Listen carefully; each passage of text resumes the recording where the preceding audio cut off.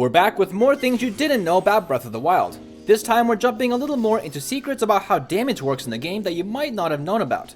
So if you enjoy our series here on GameSpot, hit that like button. We appreciate it. Alrighty, here we go. The famed Lord of the Mountain, as many people know, is in honor of the late Satoru Iwata, and he only shows up on certain phases of the moon, specifically starting on a phase called the Waxing Crescent. This isn't a coincidence though, as this is the moon phase that Iwata was born in, the Waxing Crescent phase. People also pointed out in the last video that Quince's dog, Sadie, is a nickname short for Satori, since he was found on Satori Mountain. So Sadie is inadvertently named after Satoru Iwata. Now we gotta keep this precious pup safe. Stal enemies will never fall for food bait because, well, they obviously have no stomachs. Except for Stal horses. They can't help themselves if a horsey treat presents itself. Where does it go though? Most players think that Master Sword beams take durability. Well, they're half right. They do when it's not powered up. When you get the fully upgraded Master Sword, the beams will take 0 durability. Otherwise, they will consume durability as normal. So yes, get it upgraded ASAP so you can use those sword beams without the durability hassle. Also, the Master Sword's beam has different properties against trees at close or farther ranges. When it's up close, it can cut down trees easily, but loses this ability after a certain distance. Did you know that rock Octoroks can throw boomerangs? Unfortunately, they can't catch them again. It's a tiny detail, but when you jump attack with a spear off of a mount, it's actually a special animation that is different from your normal jumping spear attack. As a guy who's been riding for 11 years, that's me, I've got some personal insight to the Master Cycle. The Master Cycle was inspired by Eiji Aonuma's personal love for motorcycles, but the final design for the game had to be designed off of a dirt bike for off-roading, as a sport bike wouldn't quite work in the rough terrain of Breath of the Wild. The developers even purchased a dirt bike to ride it themselves to understand its physics.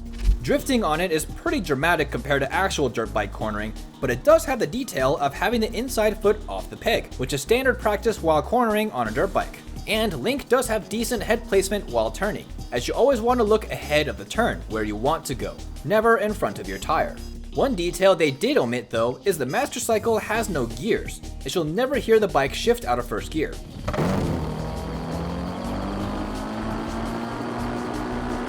Well, it is a magical bike after all. A concept idea for the Master Cycle was to have it appear from a round device resembling an ancient core after being tossed on the floor. Likely for being a nuisance to resummon over and over, this idea was scrapped. This gives me some serious Pokemon vibes though. While there have been some decent ways to sneak into Gerudo Town without changing outfits, the newer method involves the active arrow smuggling trick and the new campfire glitch. This lets you walk around scot-free without getting caught. Well, for at least a little while. Did you know that bouncing an object off a wall as you throw them makes them go farther? It can be pretty nifty to get some extra reach for the jump on the enemy, or completing some puzzles. You can cancel out a Windcleavers air slash with a lightning rod ball. A recent glitch found allows Link to carry any ingredient around as a physical, liftable object by using the camera rune, then holding an item, quickly dropping it, then holding a different item. The dropped item is suspended in midair. Now you can send shooting stars back to where they came from. Spicy peppers and sunshrooms create updrafts when lit, but there's a neat trick involving letting them fall to make a super updraft. By igniting them midair and letting them fall, stasising the ingredient will make one super updraft. When you find a Korok diving hole, no need to find a specific place to jump off. Just bomb yourself and ragdoll into the hole. Have you ever wondered what heart containers are made of? Well, you can guess based off the sound they make when you shield surf off of them. They sound pretty metallic to me. Did you know that you can parry backwards? The parry is accurate to the hitbox of the shield itself, not to Link. So if you move over just a bit as an attack is striking you, it will miss Link and hit the shield instead. Now that's taking out a Guardian with style. Headshots are a great way to take down enemies, and have some hidden multipliers, such as the 10 times multiplier against enemies on archer towers.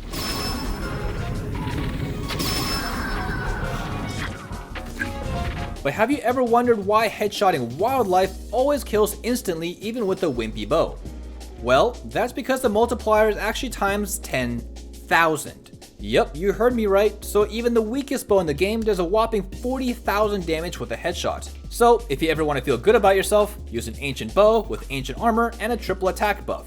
Headshotting an animal will then do 1,180,000 damage. You'll just never actually see it. Now that's a lot of damage. It's fairly well known that most mining weapons, such as iron sledgehammers and stone crushing weapons, have a bonus multiplier against Taluses.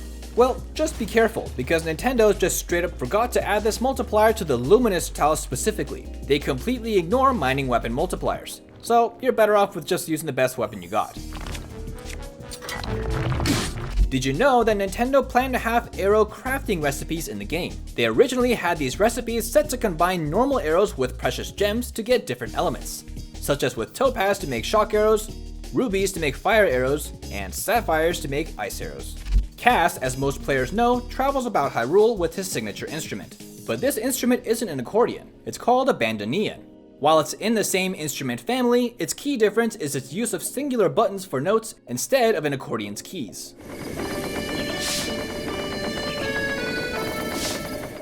The gates you walk through up the stairs in Rito Village denote which floor you're on by the number of feathers on its wings.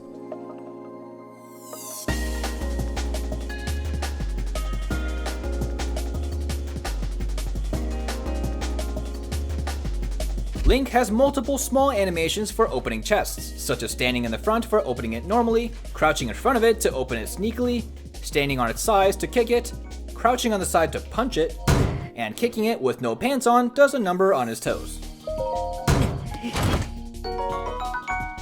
Sometimes funny things are hidden in plain sight. If you talk to the NPC Sagessa during the afternoon and say, "I know about elixirs," she'll comment about how creeped out she is by how many twins there are at the stable. Wait a second. Now that you mention it, that is weird.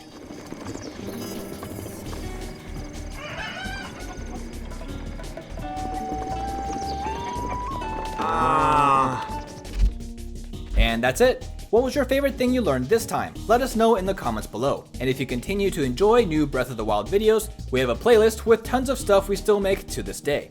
For everything else gaming, keep it here on GameSpot.